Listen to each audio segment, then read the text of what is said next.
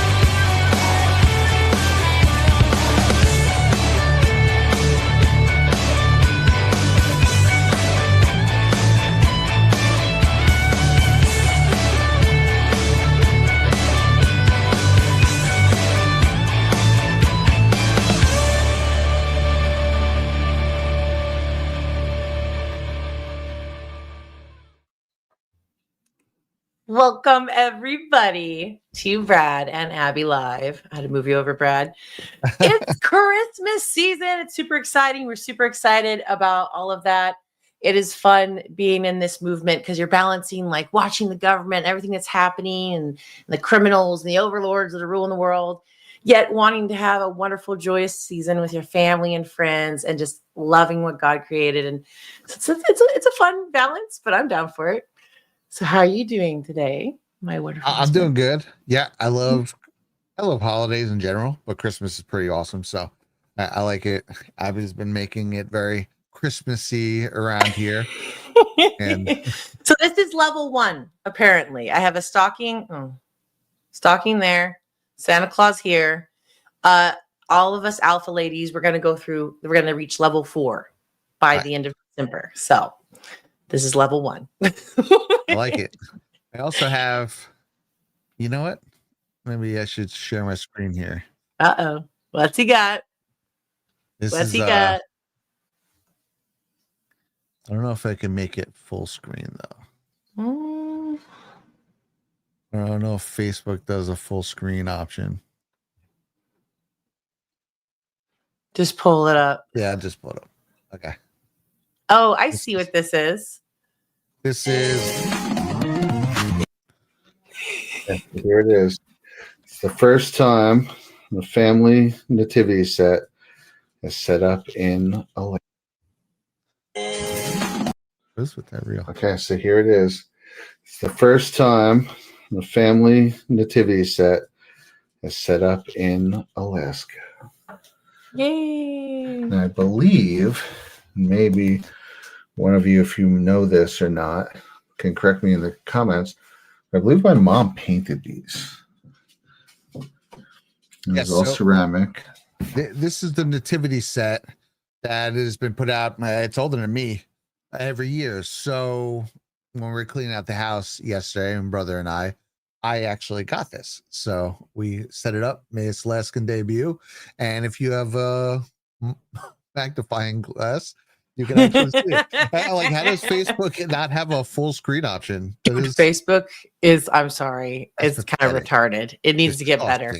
Facebook is pretty disgusting. No, all right, so guys, we're going to jump right into it. We have some breaking news. I know probably a lot of you watched this live. I was watching it live. So Dell has donated $6.25 billion towards the Trump accounts program. Now, I have a short clip here of Trump we'll play.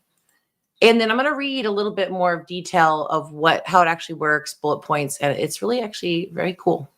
Today is Giving Tuesday. I don't know if anybody's heard that one before, but it is indeed Giving Tuesday, one of the biggest days of the year for philanthropy and charitable giving. And this afternoon, Michael and Susan Dell are committing to one of the largest private donations in American history. which will directly benefit the next generation of American children through the new Trump Accounts program that we created in our One Big Beautiful Bill. And Michael and Susan came to see me along with Brad, and they said, this is an idea. And I said, You were there, Brad? I think, it sounded just so good and so unique. But that's why he's been so successful, and they've been so successful in life and in business because they're unique. Trump Accounts will be the first, I guess you could say, real trust funds for every American child, allowing family members, employers, corporations, generous donors to contribute money that will be invested and grow over the course of a child's life to be used for their benefit after they turn 18. So in other words, these are children that are an investment's going to be made. That investment's going to continue to grow. We hope, right? We hope. And, but it will. And they'll feel like Michael Dell someday. But at 18, they'll have a lot of money, a lot more money than they would have had, and potentially a lot of money. But these accounts will track the overall stock market and will be 100% private property controlled by the child's guardians. In honor of America's 250th anniversary, the Dells are announcing today that they are giving 25 million American children $250 each to save and to invest in their personal Trump account. Now that's the equivalent of $6.25 billion. In other words, to put it succinctly, Michael and Susan are giving $6.25 billion in total. And as a total contribution, that's big stuff. I don't care who you are. That's big. Come here. Give me a hand. Give me a hug. Okay, so I watched it, right? Yeah. Really cool. And I wanted to know more about this actually, let's pull this down, about this actual fund. So Trump's announcement, he has launched the Trump Accounts program, a new tax advantage saving tool for American kids under 18 to help build long-term financial security. So Dell gifted $6.25 billion, right? Which provides $250 directly into Trump accounts for each of the 25 million U.S. children aged 10 or under living in zip codes with median incomes below $150,000. So that's 2015 and on. It sounds like. Huh? Yeah. And then it goes down here. Okay, so this is for the new setup. So it says total impact on children. This combo means up to $250 from Dell for the 25 million existing young kids, plus the 1,000 federal boost for about the 4 million newborns over the 4 years, potentially growing to much more through investment. Untouched funds could reach 1.9 million by age 28. So the one thing about this was the setup is parents or guardians will go open an account via the IRS form, and the form is titled 4547, right? Trump 4547, or trumpaccounts.gov starting July 4th, 2026. You need child social security. So basically you just make this fund. And it's going to start saving this money for your children. And somebody had said, by the time, let's say, a child reaches 18, they might have, let's say, $150,000 in their account. They could go buy a house. They could start a life. They don't have to spend, 30 to 40 years of their life to go, I'm going to set up to finally have that life. So now I can start living, right? Wait, they could have 150,000? Well, like if they keep Don't quote that number. It was just it was during his press conference. I can't remember who it was. They were talking about eventually people invest, like McDonald's will invest, this will invest, and all these kids will own little parts and shares of the companies. And they were saying it could potentially grow to a point that you could buy a house when you're 18. I'm like, that would be the ultimate dream. So you're DPatriot saying that the extra 1,000 they were talking about is for babies born 2025, so the next 3 years. That's pretty cool, man. Yeah, like every little thing like that's cool. Starting a bank account early is cool. My parents, they started a bank account with me pretty early on. When I got my first job actually, it was a little before that, but it was right before I was 16. And it was like it's cool that it gets you like liking the fact of seeing it grow and messing with it and finding ways to find money to put into it. As that's cool. It's psychologically cool for them. Yeah, saving's actually really good because you're right. In today's society, it's all about, go more, whatever you can get, just keep going. Where a more slowed down version is like, back like when with our parents, they're like, I really wanted that bike. So I worked all summer and I saved all summer and I got that bike, right? Doesn't really, you don't hear that often with kids, right? Like, my dad bought me that $500 console, for Christmas. Right. There's not Yeah. a lot of like, I'm not speaking for everybody because I know there's still a lot of great families out there that are promoting those good values. But yeah, so this will be really exciting, and we're going to move on because this is the whole Trump segment where people are like, "Oh, Trump's administration's not doing anything." Oh, they're doing things. Yeah, and well, just to that too, he's bringing in a lot of investments. There's been a lot of investments in the country. That's investment in the young people in the country, which is a unique type of investment. Is really cool. And then on top of that, a couple episodes ago on Alter Say, I was going through some of the just in general investments into America and America manufacturing and stuff. Like UAE with 1.4 trillion, Qatar 1.2 trillion, Japan upwards of $1 trillion, Saudi Arabia at that couple weeks ago was mentioning upwards of $1 trillion, and all these different tech companies are in the billions to hundreds of billions. Here we go now, Dell $2 billion into the youth of America.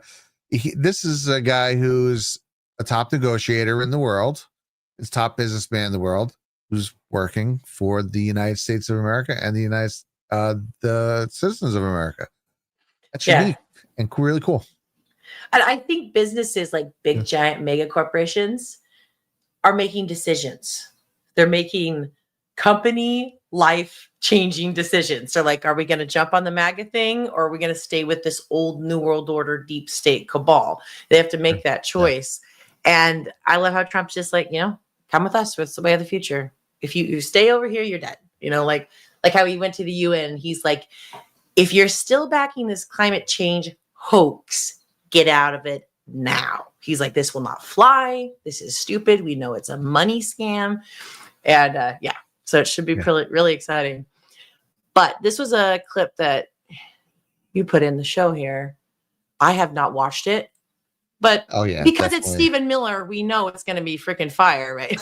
He's always amped up. I love it. So it's titled Conspiracy Theory No More. Let's see what they say. For your audience perfectly, Sean.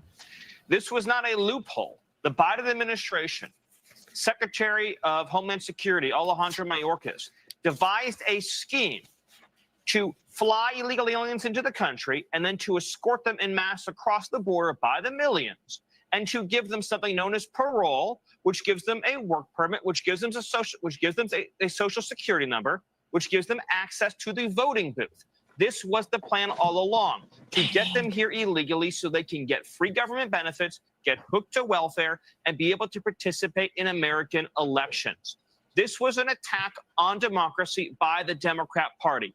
It's the same attack that we see, Sean, when you have California, a sanctuary state, that is refusing to turn over even illegal alien criminals and gang members to ICE. So these are illegal aliens in California who have been arrested by California police, by California law enforcement for serious crimes, for crimes against children, for felonies, for crimes that threaten public safety, and they are refusing to hand these criminal illegal aliens over to ICE. Instead, they're freeing them back into the cities to offend and offend again. By any definition, what California is doing is criminal. It is a violation of our laws. It is one of the most heinous things that I have seen in my entire fucking quiz.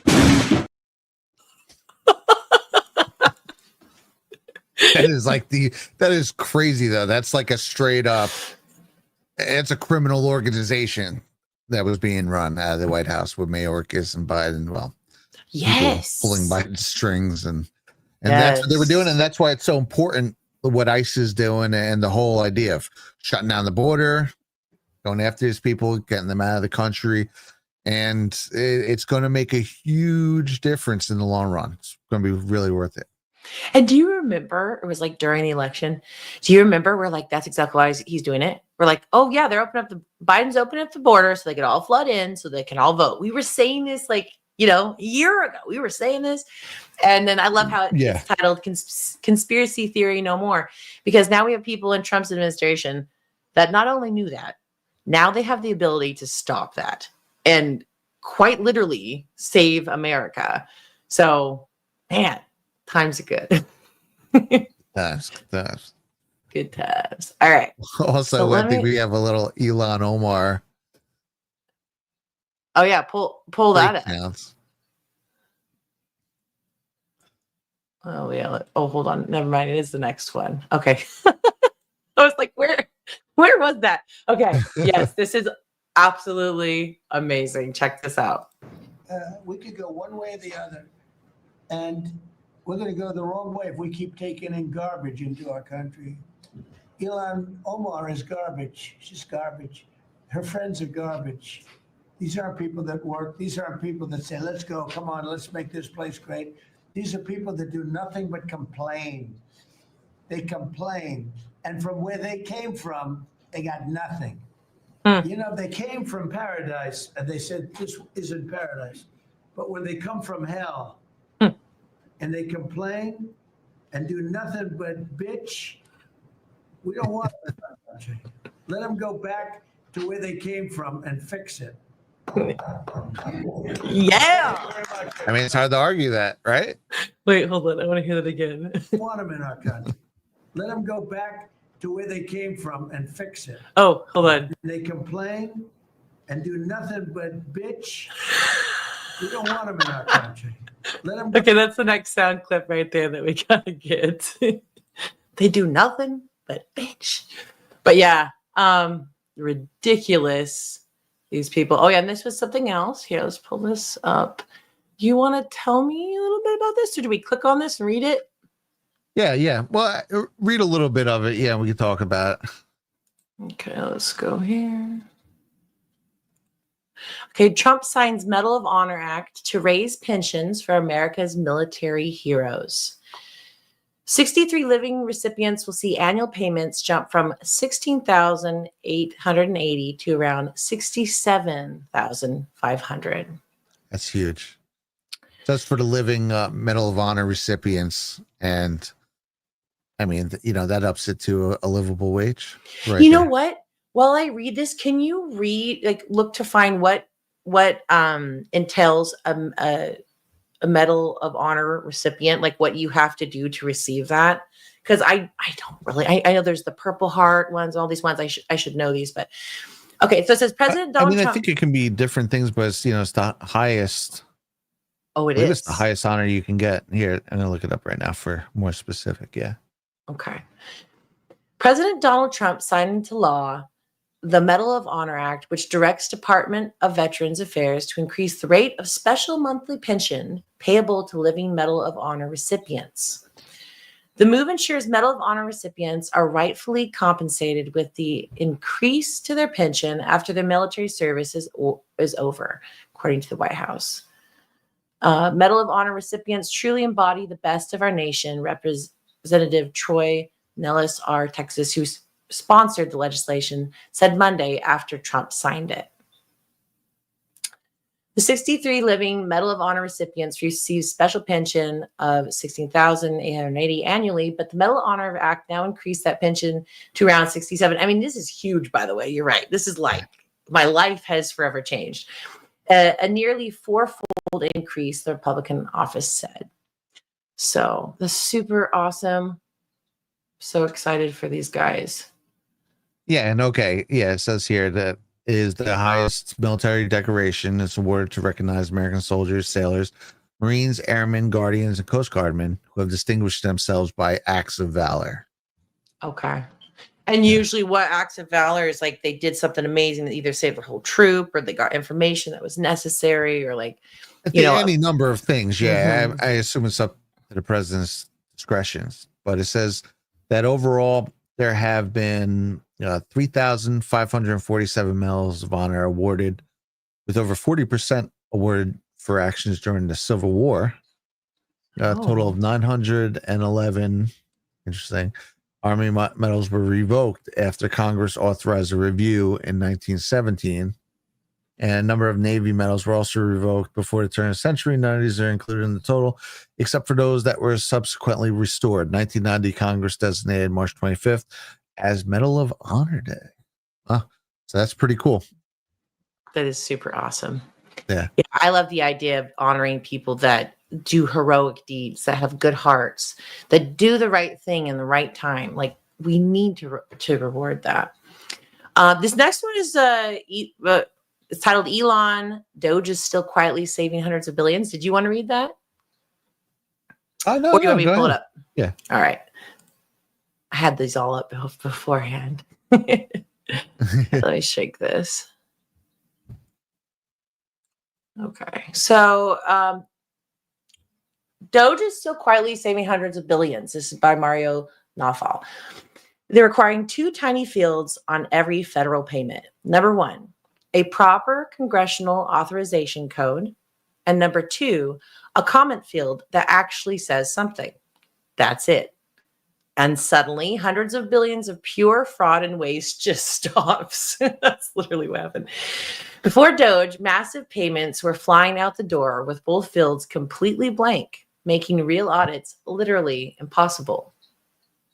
That's why the Pentagon has failed every single audit for decades. The data doesn't even exist. Elon, fraudsters don't confess. They scream that they're hurting children in Africa. The Doge asks, Then Doge asks for the wiring instructions. I don't even know what this is. Is this a quote? No, he's talking about when they give money out, there's like they're finding all these checks and all this money going out. They don't even know what it's for, and no one's even filling it out. So all of a sudden, once you have to start putting information in to what it's for and who it's for, hey, suddenly they're giving out hundreds of billions of dollars less. The thing with Doge, and the reason why I want to talk about this is that it's weird. Once Elon left Doge, and then the Doge committee slowed to a pace, slowed down a bit. And you can still go to the website. I still go here all the time, and tons of receipts and awesome stuff here. And so everyone acts like, well, that's it. All the corruption and all the waste and fraud is gone. We're not looking into that anymore. And this is what I think is weird about that. Thanks. Oh. Do you need it? I was taking it down at the same time as you were. Psych. So Doge is not Elon Musk's idea. People are acting like Elon Musk came in, made Doge, and then they were going to do this stuff. This is what Donald Trump literally ran on in 2015 and 16. This is what he did when he got in his first. He was cutting regulations all over the place. He was looking into government fraud. He was doing this all in his first term. And then when Trump was running again, he started talking about it again. He said he was going to do it even more this time. And then Elon said, hey, I'd help you with that. And Trump said, you want to help me with that? Good. And he put him to work. He said, good. You make a thing, put a team together. We'll put you on it. And then that's what happened. But it doesn't matter if Elon keeps doing it with his team or not. This is what Trump's whole idea for running for in the whole first place is. And this is what it'll always be about. And again, this is something else that I went to not too long ago, but all these different departments, they've been scaling down and doing their own Doge-like things quietly under the radar. And then there's also the Doge team, and the team is still there doing stuff with or without Elon. And it's just not like this huge sweeping things like it was right away with USAID and other things. But this is the whole spirit of what Trump is. And this is what everyone in every department is tasked to do, is to try and cut the fat and get rid of all the waste and do that. And it's happening. if you look into any one of these individual departments, they're all doing Doge, what we'd call Doge type Yep. stuff. So it's weird that people are like, Doge is over. They're not saving any money anymore. No way. Yeah. Yeah, and I think they're also putting in infrastructure that will prevent things like that ever happening again. So like the line, what are you doing? The response, right? That's going to be forever in place now, I'm assuming. So it's going to prevent future fraud and abuse, which is wonderful. Yeah. It's also making everything more digital now, and more easily accessible to spot out those things. It's a double side, coin, because then you're like, oh, what's the violation of rights, privacies, and all this stuff. Me and Ash talked about that, but there's always this constant, this typical idea, like when you're working for a business, like let's say, a bigger business, kind of basically under the assumption you're being monitored or watched or whatever. It's a common thing. So, I mean, I think if you work in the government, you better be doing what you're supposed to be doing. Dang it. And If we'll you're the find it treasury out. for a regular company, you're just writing out checks. Someone is definitely going to say something, and that is not going to last very long at all. Yeah. So I think it's good. It's good housekeeping. So this actually, is this to wrap up the segment? Okay. This was something, actually not sure when you want to show our project. Do you want us to jump? We can jump into it. What do you think, guys? I'll put a 1 in the chat if you want to watch me and Abby build for 10 minutes, or if you want to, or put a 2 in the chat if you want to hold off on that. But as you guys know, we've been working on building an open face wood shed, and it's been cool.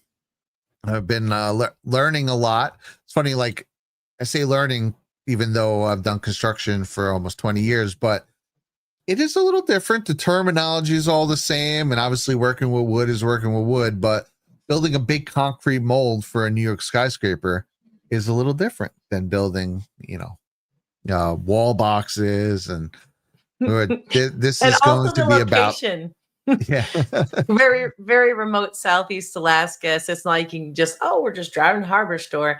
A lot of these things are, like even the wood that we get here is, Alaska wood, and it's pretty rough cut and stuff, but it's wonderful. And it's such a fun experience going down there and building. And the other thing is the snow is coming. So we have to make a shelter to cover the generator and all the tools and things like that. So and like you're saying, part of the breaking the ice with doing all this is finding out where to get stuff, because there's no like Home Depot, or it's weird. You don't realize in the lower 48, boy, if you want to do something, there's a store for it. You can literally call anywhere, have anything delivered at any time.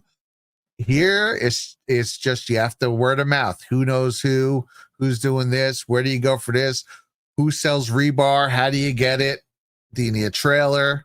And again, no one delivers this, so you have to make your own arrangements for everything. So that has been cool, doing this first before we start doing any sort of like house, or I think next we're probably going to do a workshop. I believe that's still in the cards. And so I've been learning all that stuff. But so the next we were working on is getting the roof rafters ready.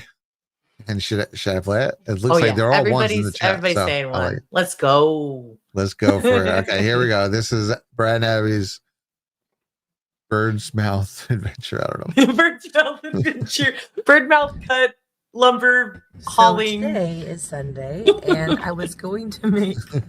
Oh my gosh! By the way, this is me. No makeup. Hello. I was going to make salt dough ornament cookies. We're still gonna do that, but Brad's like, okay, we got this. We need to make these rafter things go across the shed that we're working on. So that is what we're down here doing. Let me flip around. Brad is already outside. I don't know. There was a bunch of there was a bunch of water and ice on that. It was like heavy. I was watching him pull it off. I was laughing. I should have been laughing, but it was like, oh man, that's heavier than I thought. All right, so that's the thing we're working on. And we're going to put, actually, let me see if I can do it with my fingers here. Okay, hold on. So that part from there to there, we're gonna lay these bad boys, and they're gonna go across. Ding, ding, ding, ding. And he's got to make these. I think they're called bird mouth cuts. So they're just like something that's like this in the board, and then it notches right on there. So that's what we're gonna do. Should be fun. So those must be the size.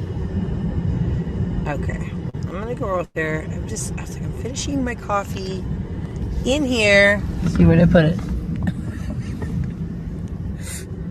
There we go. I was finishing my coffee. I'm like, I gotta finish my coffee bread before we start.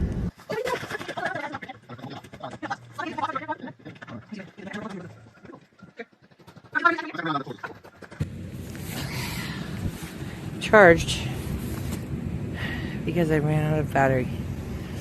I was moving the boards, and Brad has been making the markers. Oh my goodness.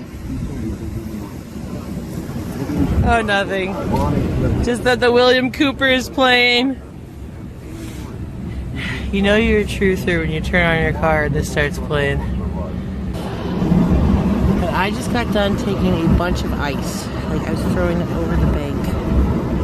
These huge, giant cubes. I was blocking this from lifting the tarp.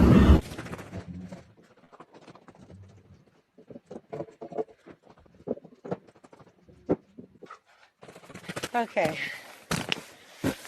So, Brad went up. I think he's got to get a hand saw, because that drill for that saw is just too thin, or the blade's too thin to get. Anyways, he needed something.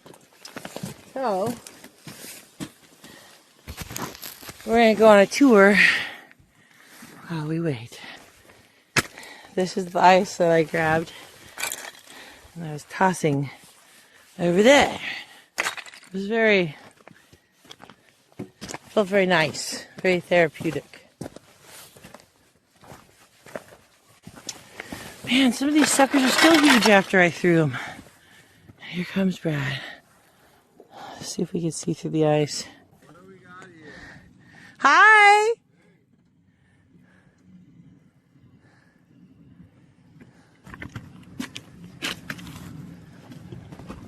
I'm trying to see you through the ice. Screaming, can't hear my call. Can't hear I'm dying to live. Cry out, I'm trapped under ice. This is my ice saw.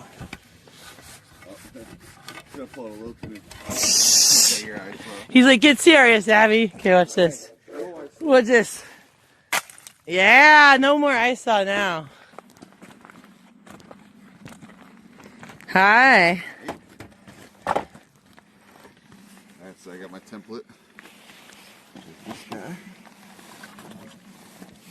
Oh, are we going to put this on top of it? Yeah. Sweet. That's what he cut out. And that's going to go all the way up there. This should be fun. I look like a raincoat homeless person. What is that? It was just like... Is it a bug? Ha. I'm good. Alright, so this is us again. We are working on making... Are these called trusses? Roof rafters. And he first made a template by measurement. And now we use this one on top of the new boards. And remove it like this. And then he comes in and he cuts it with the saw. Oh, you're doing this side.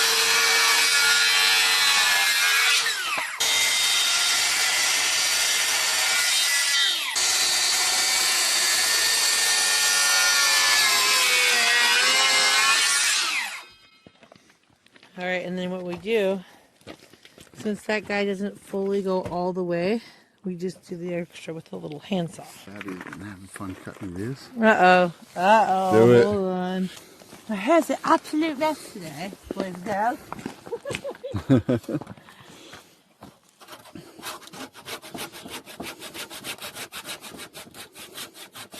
I've been having an issue where I get the top done and the bottom's not. So There's always a little bit. That's why I Yep, usually always have do a a little chisel, bit. yeah.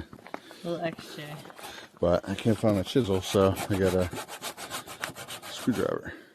Look, pretty good. So they're a little nichey there. So then what I do is, She's a beaut. well, I've been doing this. Brad's like, it's good enough, but I'm like, let's get a little bit of Oh, that I see. going. Yeah, yeah. No, that's good. Yeah, A you little want to bit cut of that that, a out. little bit of that. There you go. Boom. They would use, you know? It doesn't make a noise. Really? Yeah, really, when you know, it's like, it goes. Whoa, whoa, whoa, whoa. Oh, like, yeah, in the studio and stuff. Yeah.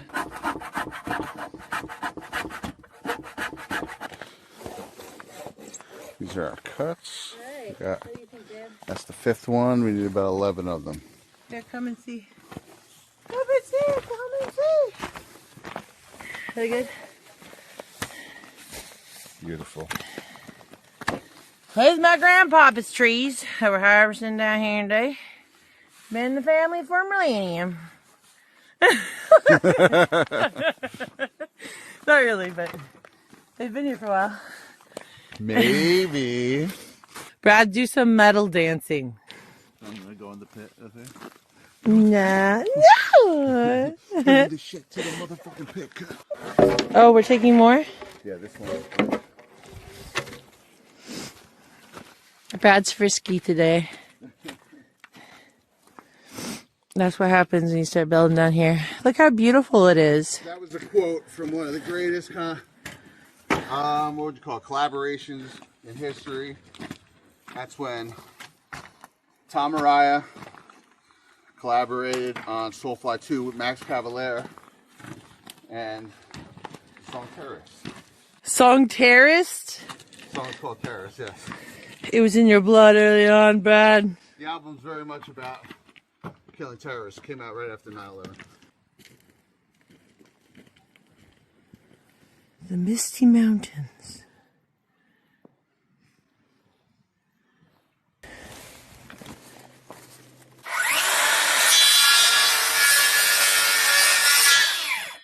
So we got done with these bad boys. Let's turn around so you can see. These cuts for every single one of them. Same as these guys. Brad's like, let's go!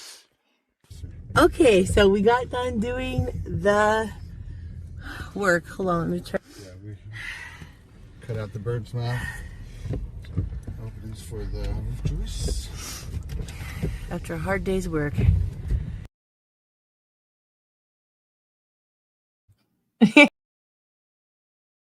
Wait. Where are we?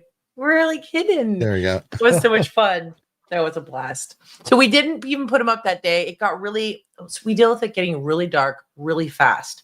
And it's kind of Yes. like right after Christmas, we hit the winter solstice, and then it gets good. And it gets more light, and then we celebrate. Technically, right before Christmas. Oh, is I it did. 4? Yeah, the 20th or 21st. I forget. Okay. Listen to Yeah. Brad. I don't know what I'm talking about. But it's right there. I mean, that's some people wonder if that's why most cultures have a celebration right around that time of year in history. So Yeah. Okay, I saw some great comments. Shelser says this is so much fun to watch. Galtic said gorgeous wood. Yes, there's some really pretty wood. Yellow cedar and red cedar, I think is what we were using. for that, yeah, the structure is almost all yellow cedar, and then some of the inside I've been lining it with red cedar, and then I think most of those are going to be red cedar. Yes. Nice. Yeah. So Yeah. it's sweet. And then now that after this, guys, now we're gonna actually go up and put those things across, like I was showing, and that'll be fun. We gotta Yeah, to go up. I went up get that on camera. and took an as built of the whole front, so they'll line up on each one, and that's surveyor talk. It's as it's built. You basically document. As built. This is 19 inches. This is 18 3/4 inches, or whatever. So I made all my notes. I went and cut all my middle pieces, so all of the rafters will line up and then we put them in between each one. And so that'll be the next project. That'll be fun. I believe tomorrow, hopefully, as fingers crossed, we'll do that all tomorrow. Nice. And Gallic, I hope I'm saying your name right. Galtix. I hope I'm saying that right. Will you please wear safety glasses? Okay. Yes, we will for the times we need to wear it. I don't know. I grew up so bad, bro, like in all honesty. And then like later on, I'm an adult. I'm like, oh, we probably should have had some protective gear for that. Like, so yes, definitely when it's needed, we will definitely do that. And you guys are so sweet. And yeah, so we haven't got snow yet, but we have heard it's coming. And then, so we were going to run down there before this show, but we ran out of time. But Brad got all the gas for the generator and we're like ready to go. And we got the nail gun. And so I think we're ready. It should be fun. Yeah. And I did buy safety glasses. I know I'm bad with that. Definitely when we're cutting rebar, I'm going to have to, because that's like Spark City. But you know, I feel things sometimes kick back with the saw, and I should definitely be wearing them. You're right. Shame on you. Oh, it's just so sweet. It's just because you guys love us so much. All right. So with that, it was last night after we're done doing that, right? We got home and then Brad's like, you won't believe what I found. And I'm like, what are you talking about? I'm going to tee up this video about the UK man. Oh, yeah. Do you want me to just play it or do you want to say something about it before? I mean, I'm sure a lot of people have probably heard this, right? But yeah, just play it because it's basically illustrates how far the United Kingdom has fallen, man. This is a total breach of rights and illustrates why we should all be very, very thankful for our First and Second Amendment. I agree. Yeah. And man, coming from Alaska, and I just hear this, like I won't spill the beans for people that don't know because I didn't know. I'm like, holy crap, man. Dear God. A lot of bizarre stories out of the UK, but the next one might top them all. And the bar is really high for what's going on in England. How about this? British IT consultant John Richelieu Booth. He posted a photo of himself holding a gun while on vacation in Florida. This was over the summer. And when he returned home, he says police showed up at his door. A week later, he was arrested on suspicion of possessing a firearm with intent to cause fear of violence. He spent one night in jail. He couldn't work for weeks because the police seized his phone and computers. He also says the police came to his home 3 more times before the charges against him were eventually dropped. John's story even got the attention of Elon Musk, who posted, "This is why we have the First and Second Amendments in America." Joining me now is that man, John Richelieu Booth, who describes all of this as 13 weeks of hell. John, thanks for being with us here today. Let's just start with what you were doing. What, business trip to Florida? Shot a little trap? Hold a shotgun?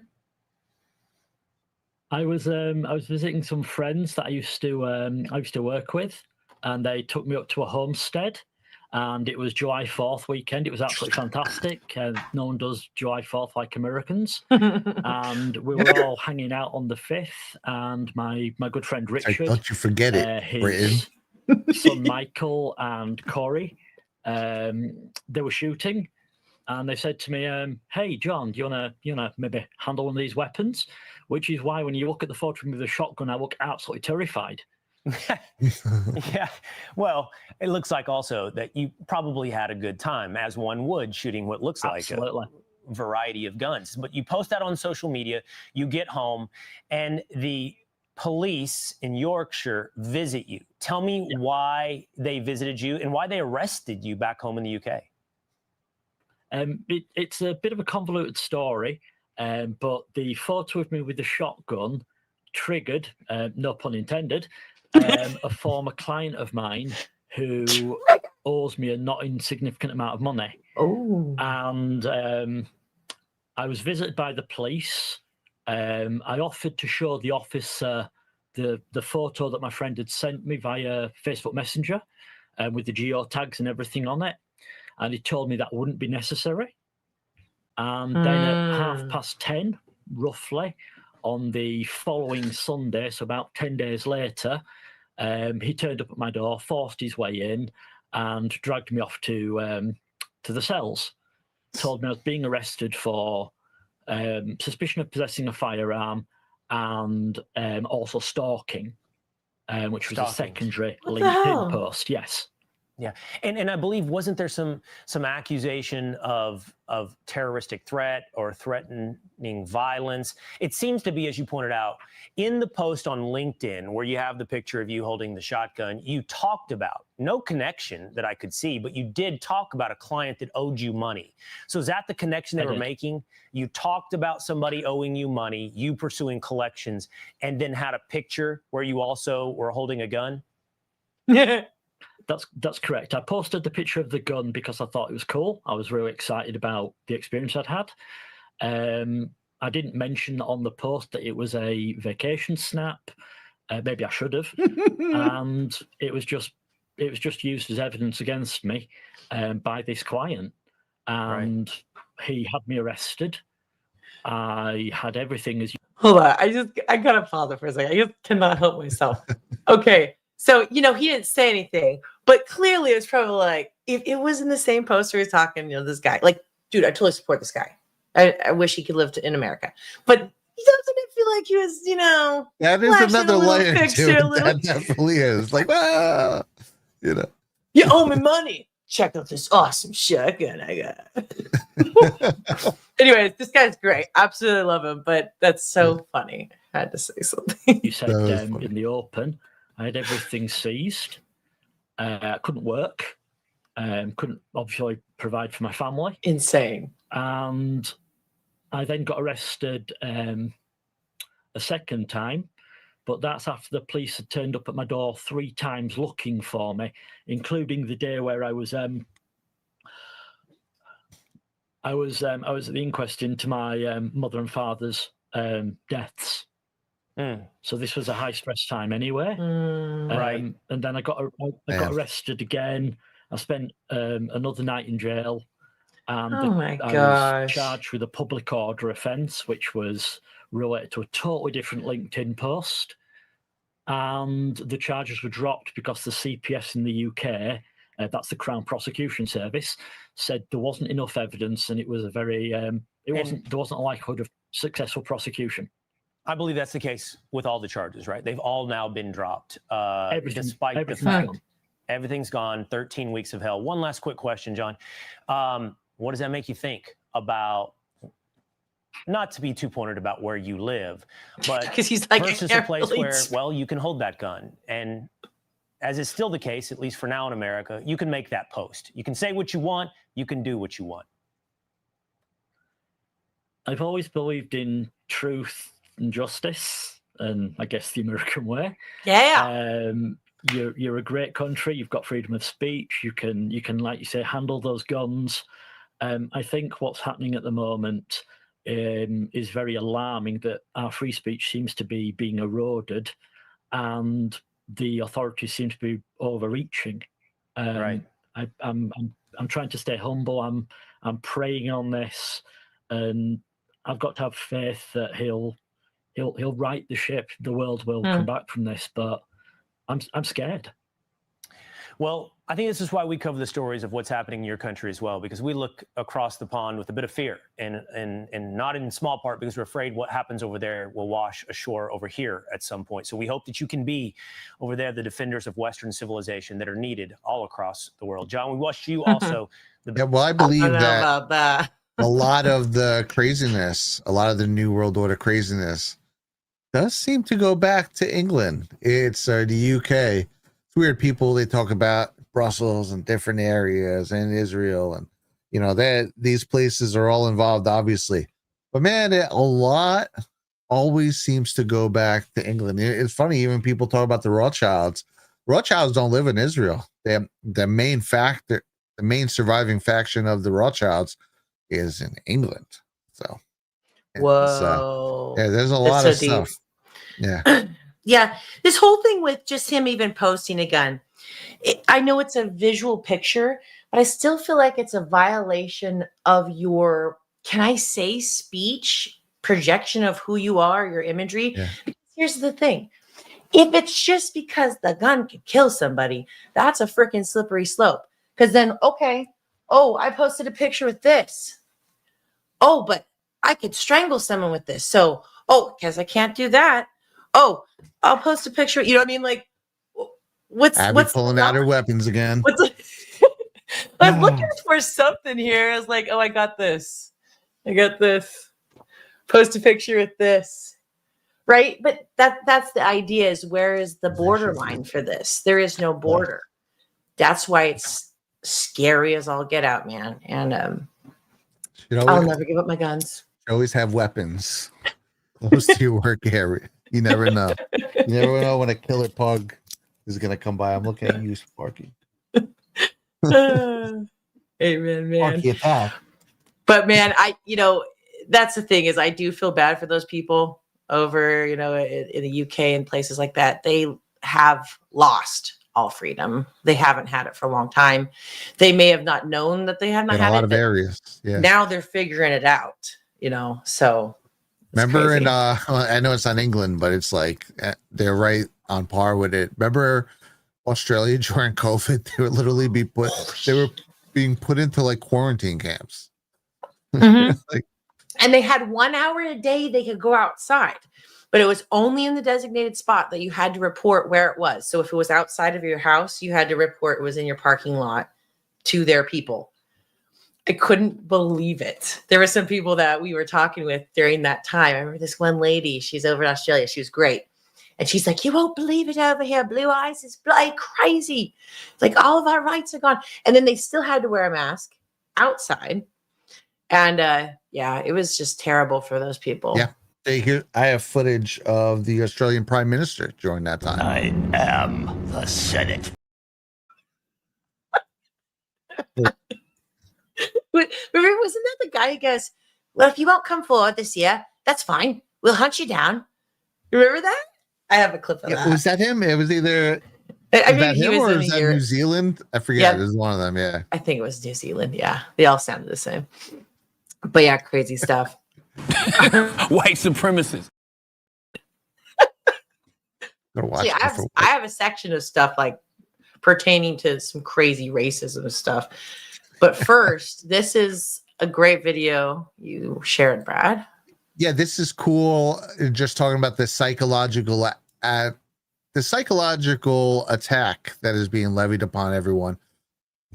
Yeah. With things you don't even realize, even when you're not looking at political content, it's just happening in everyday advertising as well. Yeah, and this was much deeper than I've heard anyone explain it. So this is really great. So check this out. We'd never really talked about any of this PSYOP stuff. My son is 17. I've educated him on social media. He came into the kitchen the other day. I'll show him. Keep scrolling until you find an ad. Okay, great. You found an ad on your phone. Now go back one. And he's holding his phone in a place I can't see it. I go one short video before the ad. And he's like, okay, I'm looking at it. And I said, is it emotional? And he said, yeah. I said, is it about an animal? He said, yeah. I said, is it about rescuing an animal or saving a person's life? And he said, yeah, it's a dog preventing somebody from getting hit by a car. I said, all right, go one above that. And he thought this was a mentalism trick, like I was doing a magic trick. And he went one above that. And I said, is it violence? He said, yeah, it's a riot. I said, now go one more above that. And he said, okay, you're not going to predict this one. And I said, I probably won't predict what you're looking at, but you're looking at something designed to make you worry about your health. And he said, yeah. So it's like, is something wrong with me now? Did I eat something bad? The world is a dangerous place. I pump up fear. If you pump fear up, you manufacture suggestibility automatically. Yes. So you see a couple more violent ones, and then you'll see that ad like, well, we found this baby deer just walked up on our back porch one day, and we bottle fed him, and we named him Terry, and we raised him. And then, it's a time lapse, and it shows him growing up and like sleeping in the bed, playing with the dog. Yeah. And then you scroll, and it's like, hey, have you seen these new shoes? They look great. How about this new watch? It's not a human that designed this. It's just like, this gets revenue. Let's optimize for that. And then let's keep measuring. This gets revenue, optimize, revenue. Yeah, now this optimize. parallels a lot of times with the big scary headline followed by information. Yes, it's very bad. It's just manipulative information. And that's a tactic. I don't know if they learned. I don't think they learned it during the MK Ultra, but it was definitely tested during MK Ultra, where if you get really scared real fast, or something jarring hits you, your body goes into fight or flight mode. And when you're in fight or flight mode, your subconscious starts taking in everything. All right, there's an exit over there, there's something over here, there's an obstacle over here, there's a weapon right there. Without you even realizing it, it's just a fact. When you are in that mode, when you're in like trauma mode, your brain starts just making mental notes of everything. And that's when they hit you with the terrible information or manipulative information, because your body isn't in, is this right or is this wrong mode? It's in take everything you can, every piece of information you can, because you're in survival mode. That's what it is. Yep. You go into survival mode. So they ping you into survival mode, and then they dump as much as they can in. That's a real tactic. And that sounds exactly like the sequence of commercials. He was, dude. It's so sickening. And you're right, the MK Ultra time, but then later on they had companies would just pay for this, where they'd have subjects come in, they agreed to it.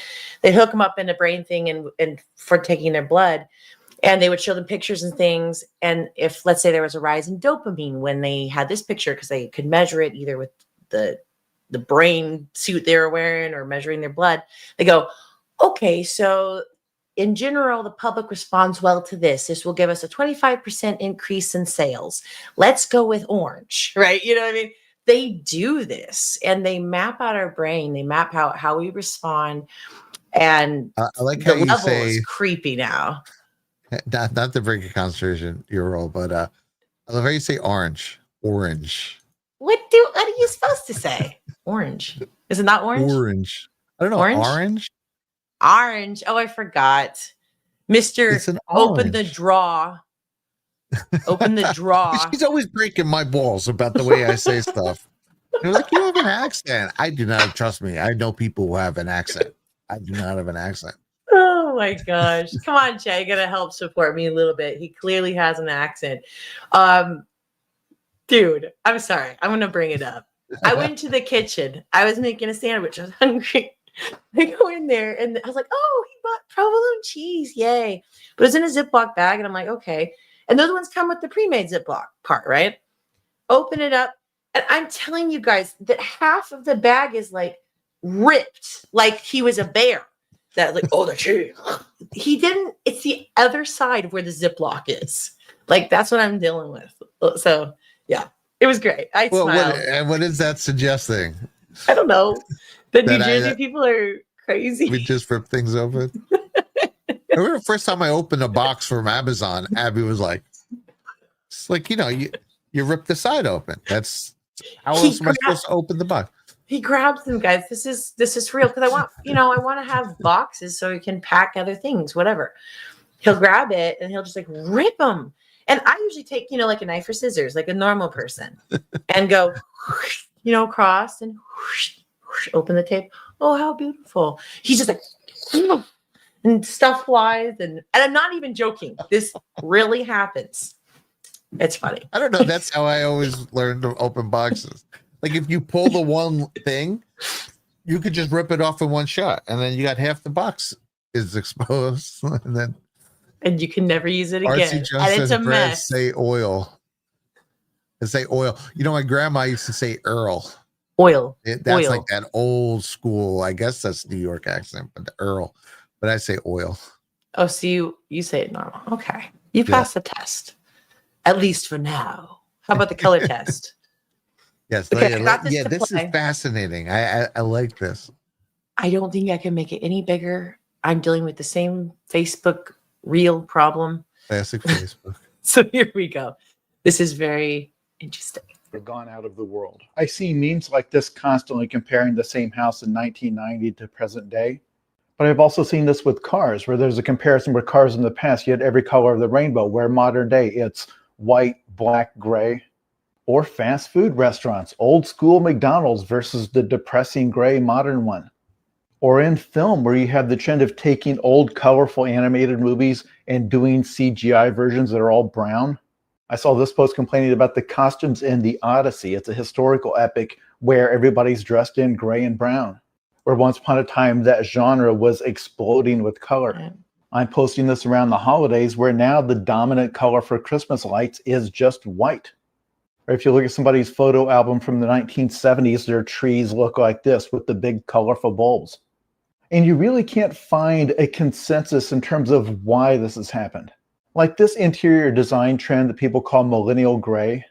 I've heard theories when people are remodeling houses or flipping them to sell, that those are just the most neutral colors and have the broadest appeal. But why does that have the broadest appeal? And it's the same thing with cars. The fact that cars are less colorful, this is not just anecdotal. Lots of people have charted it out. And if you try to find out why, people say, oh, it's the greed of these car makers and dealers. They know that white will sell, so that's what they put on the lot. And it's like, okay, but why did green stop selling entirely? Why is it that people only want red for sports cars? With fast food restaurants, people have said that it's because the customers got older because fewer people have kids. So McDonald's used to really lean into appealing to kids with the clown mascot. But is that true of Taco Bell? Back in the 90s, was Taco Bell a place where little kids went? Because Taco Bell is now morphing into this, the gray and the wood paneling. Stop it here. Because he gives his suggestion. He says, he thinks that like this looks more rich or whatever. I can see that. But honestly, on a psychological level, I just feel like it's a dulling out. That's right. It's like everything is just being like dulled out. And think about the population too, how many people would just turn into like NPCs and everything's getting duller and more uniform. Than I remember when I was a kid, it said, you're an individual. What did it say? Like, it's like, good, everyone is unique. I don't think they push that too much anymore. Now it's like you have to conform to all the different approved things for society, or else you're shunned as an unperson. And it's the dynamic. Yeah, you're right. It's changed, but it's also changed. And it's funny because we'll go to that in this next block. I have it titled "Racist Liberal Shit" because it is. But so pertaining to that, right? There's certain things, well, it's like, oh, yes, everything gray and white, and that means you're wealthy and whatever and all this stuff. But it's like certain people are considered to conform. And then other ones that we think they should act normal and do what's right, they think they can go around like Jasmine Crockett and be like so attacking, right? You know what I mean? So the dynamics are really weird these days. But in general, I think as far as I want everything gray, I want everything the same, that seems to be a push for the communistic ideal that everybody is the same. We love everybody, so treat them equal. Well, guess that means no competition. And that means that, because this is the cheapest and the most whatever, we're going to go with bare walls. It takes out all creativity. It takes out all uniqueness, as what you're saying. So, yeah, it's a freaking op. Everything's an op. Everything's an op. Yes.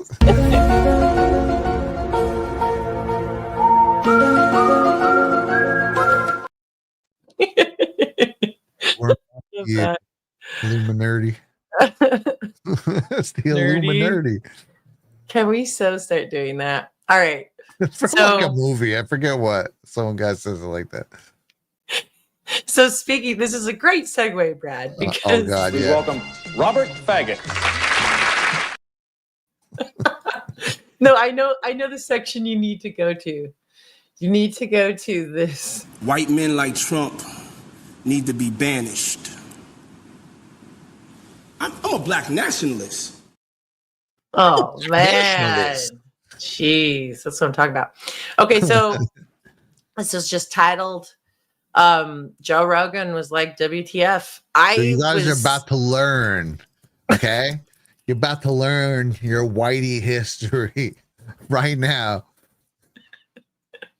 I overheard this last night, and Brad was like, listen to it. I was like, what? Go see. So check this out. We had a jolly laugh. Real European history, right? Would believe that if they took a bath, it was bad. Right. They didn't even want to change their clothes. They thought that dirty was purity.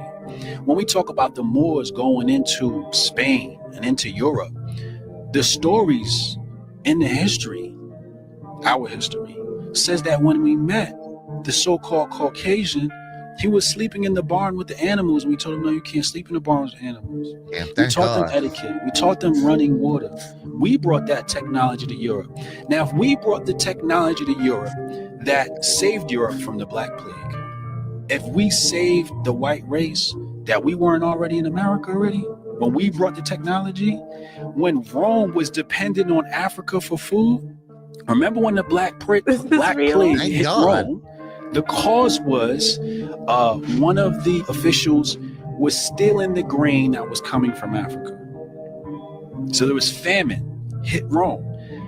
If your source of sustenance is from Africa, how are you superior? You're not. You get your food from me. So if you get your food from me, who's more likely to travel this globe? Me, I'm the source of food. And that's the first thing you need to survive on this planet. How many people do you think were brought over from Africa on slave ships? Because that definitely happened. I don't believe it. What do you mean you don't believe it? I don't believe that story. You think We this whole was the land was empty? Indians, yo. No, there were natives here. Right. But today we're taught that natives is some other people. No, natives are the Except as melanated Zampanco African was. being that has Whoa, come whoa, here whoa, whoa, since whoa. the beginning This of is the modern crazy, empire. man. We had already come here from Africa. Really? Oh yeah, we had Really? already come here. Right, but the majority of African Americans that lived here were brought over here. No, No. that's not economically sound. What do you mean by it's They not taught economically sound? Rome. Economically. People were already here. Does it make sense to go all the way to this other continent to bring people on a boat when we know that half of your stock is gonna die? You wouldn't do that.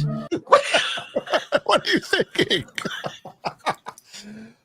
Like, I don't know if that's really a guy on Joe Rogan. I don't know if someone like cut that up, but it looked like he really was. Some of this shit, I see some of this. There's some funny pages I follow on X. They'll post it. They go into these things, man. They're talking about we invented music, like and then they'll show some guy from like 1920 plucking rubber bands on a shoebox. Like, I'm pretty sure they had symphony orchestras in Europe like 100 years before this guy. Like, no, man, that's old Jones Jenkins. He invented music in the 1920s. I'm freaking like, it's so great. Or the best is they were sleeping in the barns with animals when we came over. We had to teach the Europeans how to bathe. We showed them indoor plumbing. Hi, the Roman Empire called. You're building aqueducts while you guys are like sleeping in grass huts. Like, I don't know. I feel bad. I actually feel bad when I see people like that sometimes. I think that like when I watch that, because I'm like, okay, so this is clearly he's really bent. He's actually racist. I'll just say it. He's racist because he's trying to say that real history is false, and then because of his color, he's using that as a wall, so we can't question what he's saying, right? But that's not right at all. There is one true history. Obviously, that's hard to find. There's obviously history is written by the victor, as we've learned. So even things that we know to be true might not be fully true. But in general speaking, what he was saying was not true. And like, I see that, Brad. I'm like, how do people like that get a voice? It just blows my mind. But anyways, he was a wild. Native American. That's how. Actually, well, real quick, I have a thought. I had a thought the other day. It's not really related to this, but it has to do with Native Americans and African Americans and the great erasing of culture, right? So you have things like Uncle Ben and Aunt Jemima and all these stuff have been taken off those products, right? Yeah, it's racist, even though they're totally positive depictions, right? Then you have things in sports like the Cleveland Indians. I don't know. I haven't even really watched baseball in a couple of years. There's something now. And then you have it's the Redskins. Or I think the Washington Generals or something like that. And so it's a total reversal, because think about this.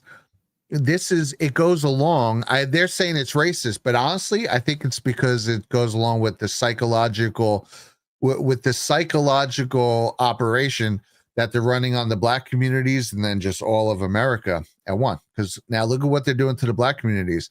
They use every part of pop culture to make them think that the only way is like being a gangster, and and everything is like just being toxic, right? That's what they want to push. They want that to happen, when really there are plenty of generations of African Americans who were just normal, upstanding citizens. And you look at something like an Uncle Ben, he's in a suit, or Aunt Jemima, and she's like this supposed to be like this jolly, happy, like aunt type figure, right? So you're taking all these happy stereotypes and these gentlemanly like stereotypes, and you're trying to remove them. They say, oh yeah, well, it's racist, but really it's just counter to what you're pushing. And now you want to push like Wu-Tang Clan and all this and all like stuff, right? You want to push a toxic gangster ideology on that community because it keeps them kind of locked in an ideological slavery. Now, on the other hand, you got the Native Americans, right? The Cleveland Indians and the Redskins, they weren't named that way to make fun of Native Americans. They were made because they were warriors. It was like, yeah, we're going to be a baseball team. We're the freaking Indians, dude. We're like freaking, we're tribal warfare. We're the Redskins, right? It was supposed to be this tough, crazy warriors. But what do they do? But that goes against what they present now, because when they talk about Columbus and coming over here, it's all presented like we were these warlike, crazy Europeans, and they had these docile Indians who were just slaughtered by the crazy colonizers, when really they were warlike themselves. They were doing the same thing. They were all doing the same thing. It was pretty even on both sides. The world was doing at that point. They were conquering each other and land grabbing and stuff and going back and forth. And a more advanced, a more warlike, advanced in war, people came over and conquered them. And they did the nicest conquering ever, because there's more Native Americans alive now than when we came here. And then they gave them sections of land and told them they could live tax-free and all this stuff. So it's like actually the greatest genocide, like the most polite genocide ever. So, yeah. But you're erasing this whole thing, right? Because you're erasing that they were warriors, because that goes against what they're talking about. They're just sympathetic people who were totally taken over and just killed while they were knitting in their teepees, you know? So I think a lot of taking some of those things away has to do with that, just from a psychological standpoint. That was my theory I was working with. Let me know what you guys think. But I love that. And the thing is, they've always want us divided by race. The one thing I always find interesting is all these arguments that they have back and forth, whites and blacks, and all this stuff. Yeah. It's all in the past. For me, I was taught it has to do with who you are now. If you treat me nicely, I will treat you nicely. If you respect me, I will respect you. If you are a good person, you uphold good moral laws, I love that. Oh, you happen to be black? That has no meaning to me. It's the morals, it's the foundation, it's who you are, it's the American way. And so, like, if you don't mind me pulling this up, freaking someone like her, she is so divisive. She's like the most racist person I've ever seen. And they can do it because they're black. And I guess we've all been programmed that we can't say anything because they're black. But it's stupid, because it has to do about, again, not race, the heart, her moral code, right and wrong. And man, just look at her. Look at those wild those eyes. The crazy eyes. Crazy. We want to go against every single immigrant. That doesn't make sense. And it's frankly not who we are, because if that's the case, let's talk about the white supremacists and how many of them need to be kicked out of this country, because I can guarantee you, I can track down more crimes that they've committed, because overall immigrants have a lower crime committal rate than white supremacists. But we don't want to talk about that in this country. You want to go against are the white supremacists in the room with you now? Ms. Crockett? Right. Where are these white supremacists? Like every day I see 14 videos of like packs of non-whites like kicking people to death and like kicking white people to death. And then I turn on, you'll watch some sort of political braid, and they'll be like, man, the white supremacists are out of control. And you're like, what the fuck are you talking about, bro? Yeah, I don't see it, man. I just don't see it. Yeah, I see the other side immensely triggered and being extremely violent. And I mean, everybody's responsible, obviously, for their own actions. But I have felt for a long time that the Black community has been a major target of some crazy psychological warfare, like beyond we've ever seen. They've been the top target since the Democratic Party shifted gears in 1960. They went from pushing back and terrorizing them for 150 years to subverting them psychologically. And so they went from physical terror to psychological terror. And now they're like somehow is some weird thing where they're considered their friend and no one realizes that it's actually worse what they've done to them. Yeah. And this is another clip that I believe you shared this. Booker Houston is her name. I had to look up who she was. She's an American lawyer, a public health professional, stand-up comedian, and political commentator. And check this out. I love to overcharge white people and organizations and do pro bono work for Black orgs. And that's just me being very blunt. I will give them ridiculous rates. And then I'll have like a nonprofit or a Black org or somebody doing some work and they'll be like, I've only got this much money. And I'm like, keep it. A white person just cut me a check. Let's do this for free. But I love. See, that's what I'm talking about. The morals, the morality. That's what she's lacking. And what? Just because of their color? Like, for goodness gracious. Sorry. It just gets my blood boiling. This is all the delusional things you'll hear them say about white people. Like that white people just give each other stuff and get stuff for free and like all this magic white privilege that I don't know. It definitely doesn't exist in the lower income white communities. Maybe in like the upper white liberal upper class communities, maybe they do stuff like that. But I don't know. It's they're just outwardly racist. Basically, everyone is okay being outwardly racist towards white people nowadays for a while now, for about a decade. And this all started with Obama.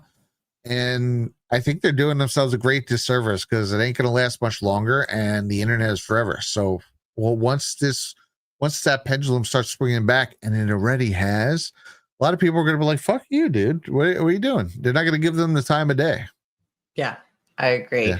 And to close out this segment here, I didn't even watch this, but okay. College turned me into a raging liberal. Let's see what it says. 35-year-old kid in the coffee shop this morning was saying he's Republican.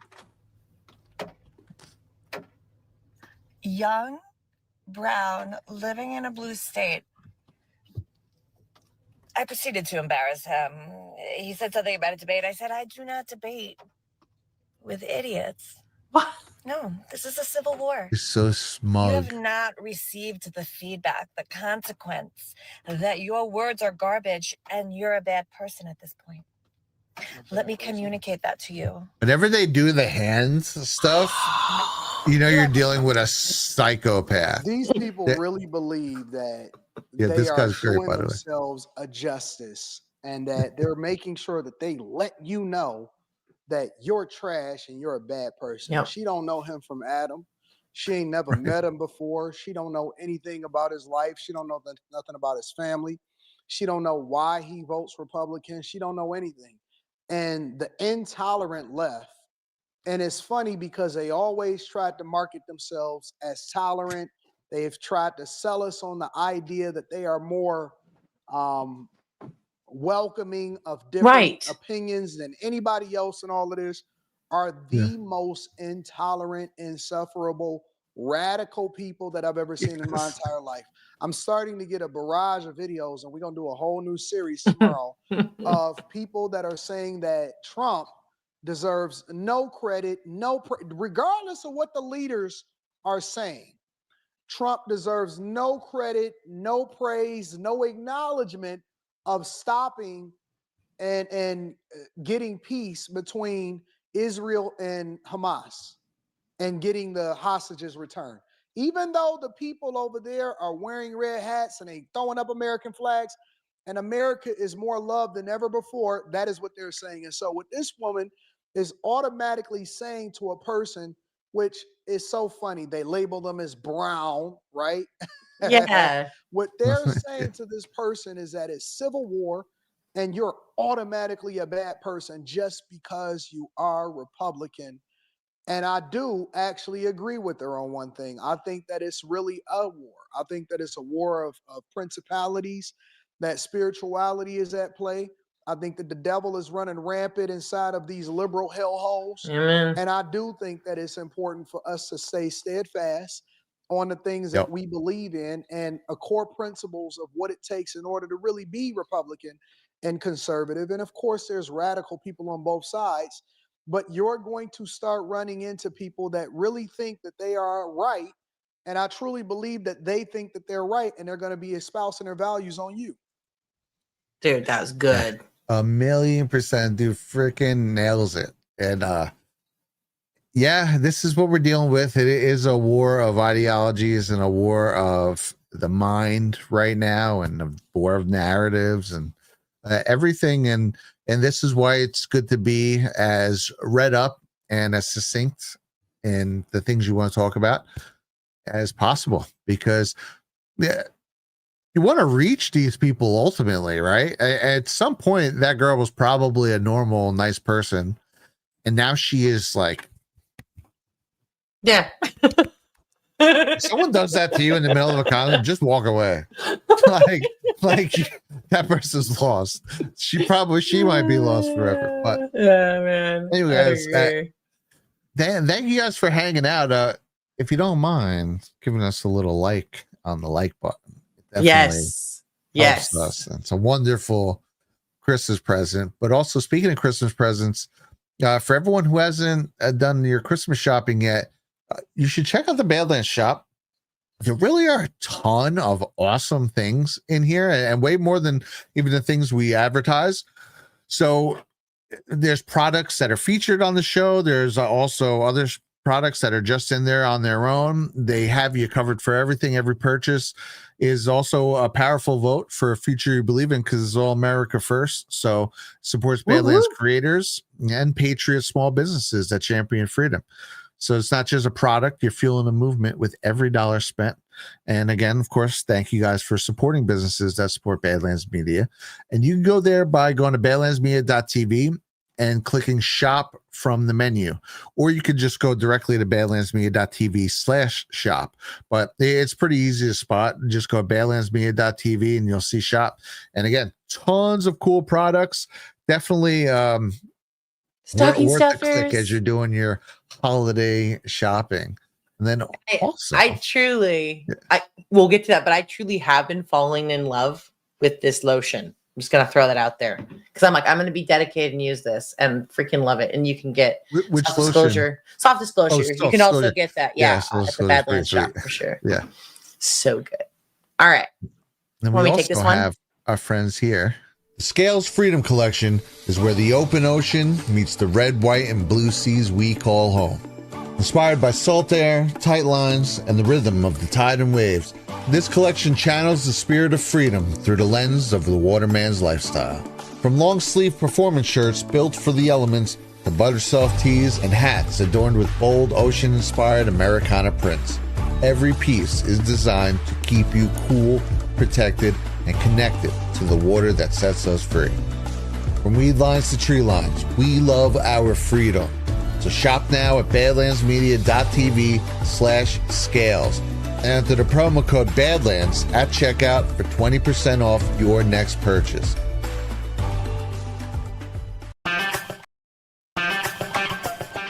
They say confidence starts with a smooth skin. And baby, Soft Disclosure Lotion delivers.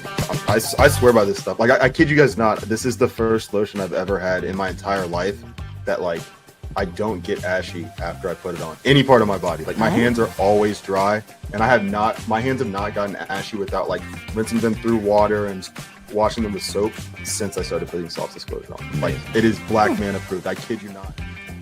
Black Man approved. You heard him. And let's be real. If it can handle his hands, it can handle anything.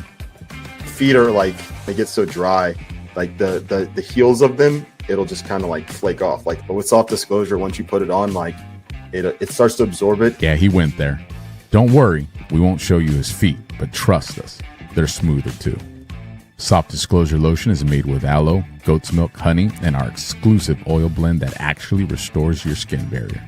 Visit softdisclosure.com, use code BADLANDS, and get 15% off.